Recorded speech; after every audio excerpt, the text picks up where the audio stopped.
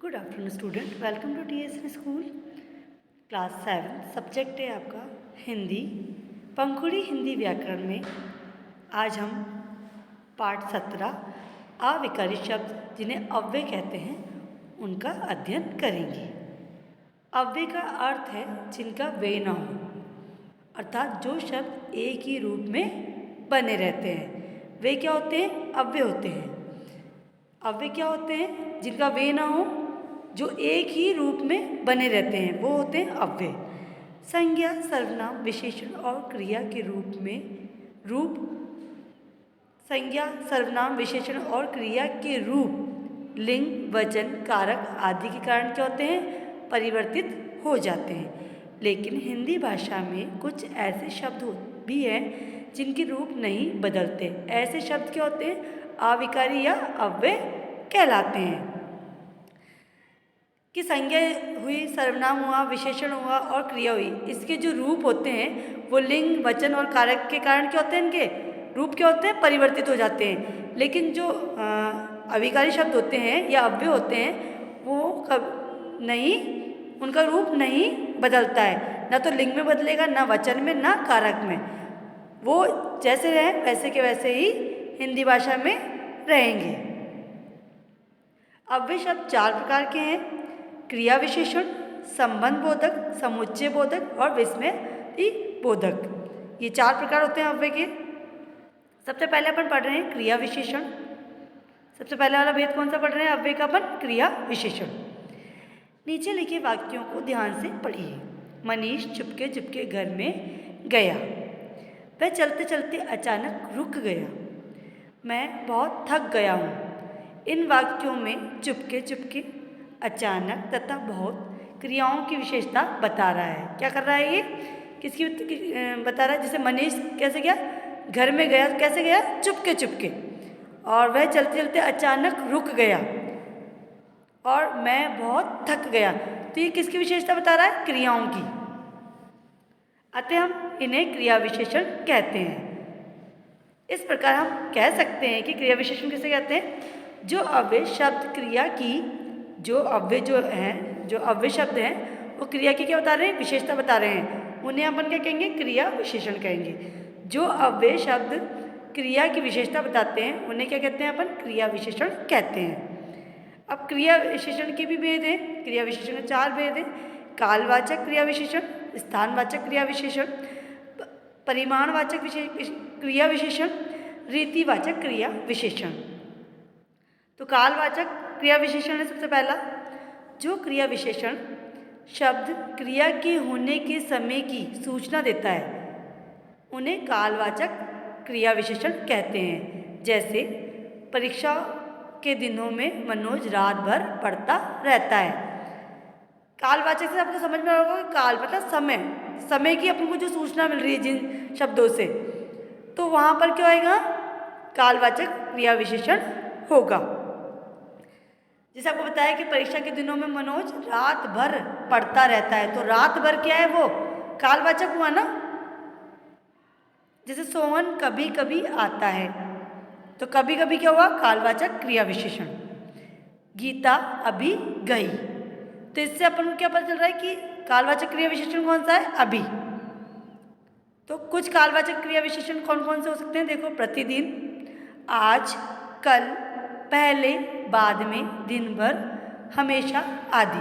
तो ये सब किस में आएंगे? कालवाचक क्रिया विशेषण के अंतर्गत आएंगे। स्थानवाचक क्रिया विशेषण। जो क्रिया विशेषण शब्द क्रिया के होने के स्थान या दिशा का बोध करवाते हैं, बोध मतलब जानकारी जो देते हैं, अपन को ज्ञात होता है जिससे अपन को, मतलब जो क्रिया विशेषण शब्द जो क्रिया के होने के स्थान या दिशा का बोध कराते हैं उन्हें स्थानवाचक क्रिया विशेषण कहते हैं। जैसे सुनील किधर जा रहे हो? आप आगे आगे चलो, हम पीछे पीछे आते हैं।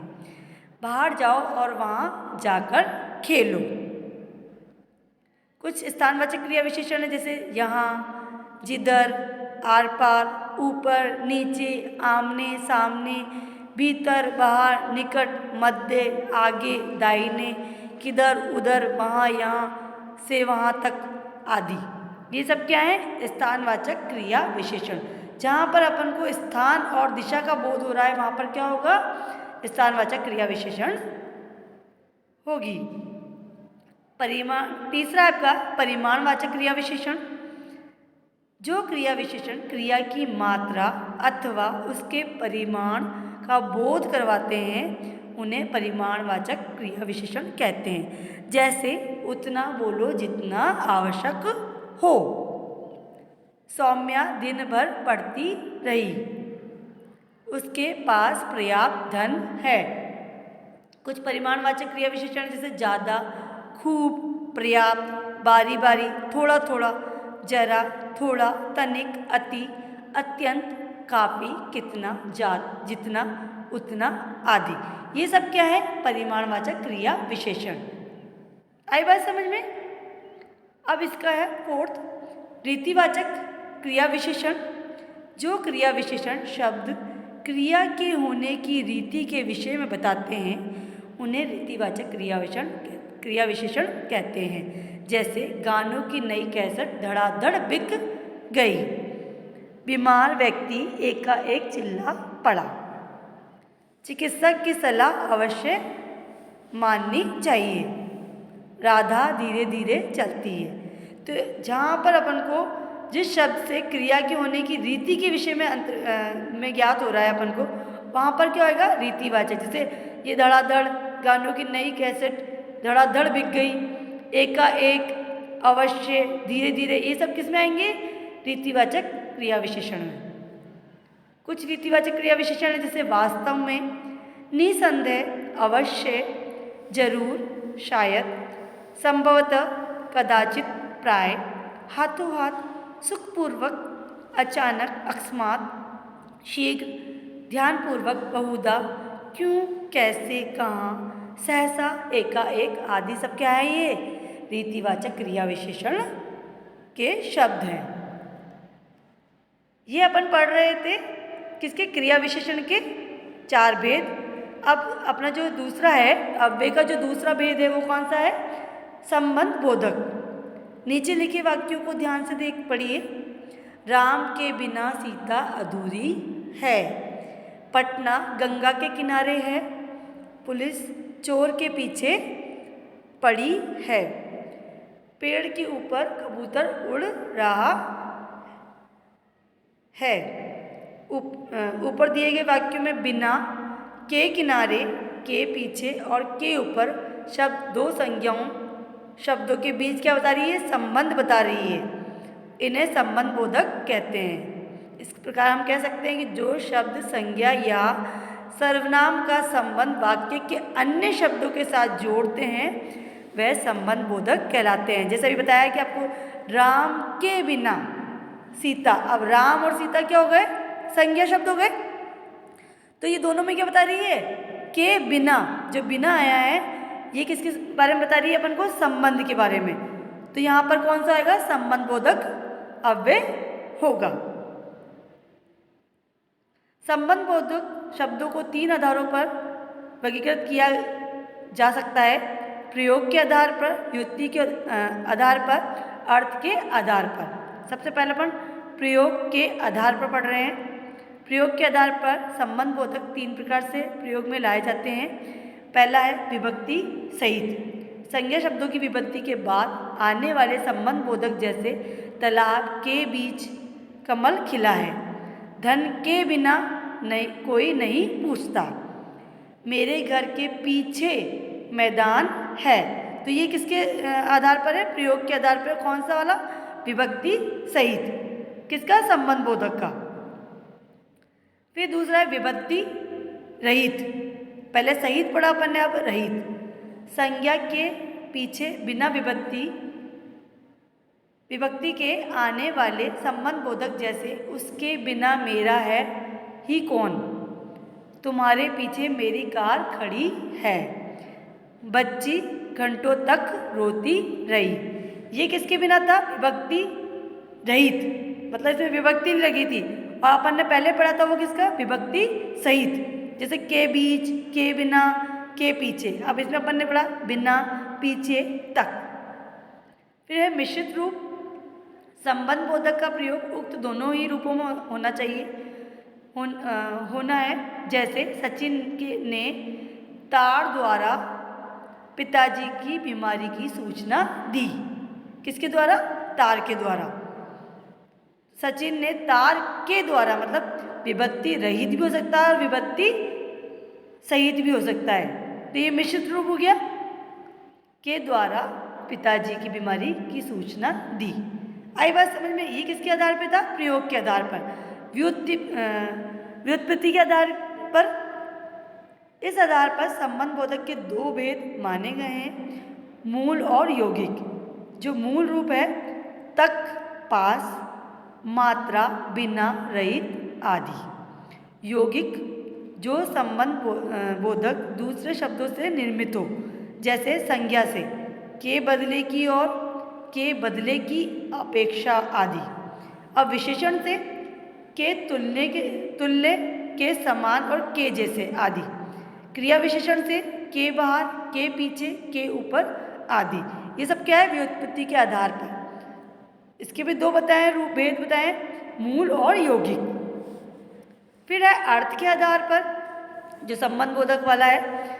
अर्थ के आधार पर संबंध बोधक के निम्नलिखित भेद किए जा सकते हैं, जैसे कालवाचक, पहले, बाद में, पूर्व, पश्चात। कालवाचक जो समय वगैरह बताता है उसके अनुसार।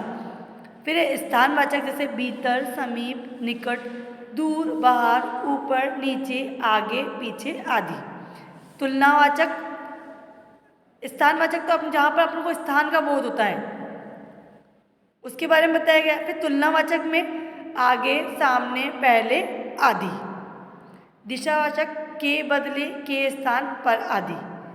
विनिमय वाचक आसपास, आर पार, तरफ आदि। सादृश्यवाचक तरह, समान, तुल्य आदि। विरोधवाचक विपरीत, विलोम आदि। आई बात समझ में? ये तो किसके आधार पे था? अर्थ के आधार पर। जो अपन ने तीन भेद पढ़े हैं, अपन ने प्रयोग के आधार पर, फिर व्युत्पत्ति के आधार पर, फिर अपन ने पढ़ा अर्थ के आधार पर। ये किसके थे? संबंध बोधक शब्दों के आधार रूप में वर्गीकृत किया गया था इनको। अब है साधन। इसमें देखो, ये साधनवाचक द्वारा या हाथों आदि। संग्रहवाचक भय, तक, प्रयत्न आदि। फिर है संबंध बोधक तथा क्रिया विशेषण में क्या अंतर है उसके बारे में पढ़ते हैं। कुछ अविकारी शब्द हैं, जैसे नीचे, ऊपर, पहले, बाहर, भीतर, सामने और आदि संबंध बोधक तथा क्रिया विशेषण दोनों में देखने को मिलते हैं। अपन ने इसको क्रिया विशेषण में भी पढ़ा और संबंध बोधक में भी पढ़ा। तो ये दोनों जो शब्द आए हैं आपके, जो अव्यय शब्द हैं, नीचे, ऊपर, पहले, बाहर, भीतर, सामने आदि, जो सब संबंध बोधक में भी देखे अपन ने और क्रिया विशेषण में भी पढ़े हैं। वाक्य में जब ये शब्द क्रिया की विशेषता बताते हैं तो इन्हें क्रिया विशेषण कहा जाता है, परंतु जब इनका प्रयोग संज्ञा या सर्वनाम के स्थान पर होता है तब ये संबंध बोधक होते हैं। जैसे वह तेज चल रहा है, वह तेज चल पड़ा है, तो ये किसका है? क्रिया विशेषण का। वह पहले से अधिक तेज चल पड़ा, तो ये क्या होगा? संबंध बोधक। फिर है तुम अंदर जाओ, क्रिया विशेषण। तुम घर के अंदर जाओ, तो ये क्या होगा? संबंध बोधक। आई बात समझ में? ये दोनों में अंतर स्पष्ट हो गया, संबंध बोधक और क्रिया विशेषण में। तीसरा है आपका अव्यय का जो तीसरा भेद है वह समुच्चय बोधक। नीचे लिखे वाक्यों को ध्यान से पढ़िए। वर्षा होगी तो फसल लहराएगी। हमें जल्दी सोना चाहिए जिससे हम जल्दी उठ सकें। काले या सफ़ेद घोड़े में से एक को चुन लो। लता और कविता ने गाना गाया। ऊपर दिए गए वाक्यों में और, या, तो और जिससे शब्द दो शब्दों उपवाक्यों को तथा वाक्यों को जोड़ रहे हैं इन्हें समुच्चय बोधक या योजक कहते हैं। इस प्रकार हम कह सकते हैं कि जो अव्यय दो पदों मतलब दो शब्दों, वही पद हो गए या शब्द हो गए, दो अव्यय दो शब्दों, दो पदों या दो वाक्यों को आपस में जोड़ने का काम करते हैं, उन्हें समुच्चय बोधक कहा जाता है। इस अव्यय के भी दो रूप होते हैं, समानाधिकरण और व्यधिकरण। समानाधिकरण समुच्चय बोधक जो अव्यय दो या दो से अधिक समान शब्दों या वाक्यों को जोड़ते हैं, उन्हें समानाधिकरण समुच्चय बोधक कहते हैं। जैसे मैं स्पेनिश या फ्रेंच पढ़ना चाहता हूँ। अब या आ गया, या में मतलब दोनों, मैं स्पेनिश या फ्रेंच पढ़ना चाहता हूँ। दादी और माँ स्वेटर बुन रही है। वह विद्वान है किंतु बुद्धिमान नहीं। रावण विद्वान था परंतु बहुत अहंकारी भी था। इन वाक्यों में और, परंतु, या और किंतु दो या दो से अधिक समान शब्दों या वाक्यों को जोड़ रहे हैं। अन्य शब्द जैसे क्या कर रहे हैं, इसमें जोड़ रहे हैं। आपने देखा अन्य शब्द कौन से और हो सकते हैं, एवं, तथा, अगर, मगर, लेकिन, बल्कि, वरना, अतः आदि समानाधिकरण समुच्चय बोधक अव्यय हैं। ये अपन ने पढ़ा किसका, समुच्चय जो समुच्चय बोधक के अपन भेद पढ़ रहे हैं, उसमें पहला पढ़ चुके हैं समानाधिकरण। अब व्याधिकरण समुच्चय बोधक मिश्र वाक्यों में एक प्रधान उपवाक्य होता है। जो मिश्र वाक्य होते हैं, जो मिले जुले होते हैं, उन वाक्य में क्या होता है, एक तो प्रधान उपवाक्य होता है और शेष जो क्या होता है, उसके ऊपर आश्रित उपवाक्य होता है। आश्रित उपवाक्यों को प्रधान उपवाक्य से जोड़ने वाले अवयवों को व्याधिकरण समुच्चय बोधक कहते हैं। जैसे गौरव बहुत मेहनत कर रहा है ताकि वह प्रथम श्रेणी में उत्तीर्ण हो सके। यदि आप बुलाओगे तो मैं अवश्य आऊँगा। चोर पकड़ा गया क्योंकि पुलिस ने उसे पहचान लिया था। प्रीति के भाई की शादी है इसलिए वह स्कूल नहीं आई। व्याधिकरण समुच्चय बोधक अव्यय कभी कारण, कभी शर्त और कभी उद्देश्य या स्वरूप बताते हैं, पर प्रमुख व्याधिकरण समुच्चय बोधक है कि, क्योंकि, मानो, ताकि, इसलिए, यदि, तो, यद्यपि, तथापि, फिर भी, जिससे, अर्थात, चूंकि आदि। विशेष क्या है इसमें, समानाधिकरण समुच्चय बोधक अव्यय मुख्य रूप से शब्दों या वाक्यों को जोड़ने, उनमें विरोध प्रकट करने, विकल्प या परिणाम बताने का काम करते हैं। जबकि व्याधिकरण समुच्चय बोधक कारण, शर्त, उद्देश्य या स्वरूप बताने का कार्य करते हैं। तो ये अपन ने पढ़ा कौन सा, जो अव्यय का तीसरा था समुच्चय बोधक, उसके दो जो भेद थे, समानाधिकरण समुच्चय बोधक और व्याधिकरण समुच्चय बोधक। अब हम पढ़ रहे हैं इसमें पांचवा विस्मयादि बोधक, जो अव्यय का ही भेद है। विस्मयादि बोधक अव्यय। नीचे लिखे वाक्यों को ध्यान से पढ़िए। हाय, मेरा सब कुछ लुट गया। अरे वाह, क्या छक्का मारा है विराट ने। शाबाश, इसी तरह कक्षा में प्रथम आते रहो। छी छी, कितनी गंदी जगह है। इन वाक्यों में हाय, अरे वाह, शाबाश और छी छी शब्द शोक, आश्चर्य, खुशी और घृणा के भावों को प्रकट कर रहे हैं। इस प्रकार हम कह सकते हैं कि जो अविकारी शब्द आश्चर्य, खुशी, घृणा, शोक, कष्ट, चेतावनी आदि भावों को व्यक्त करते हैं, उन्हें विस्मयादि बोधक अव्यय कहते हैं।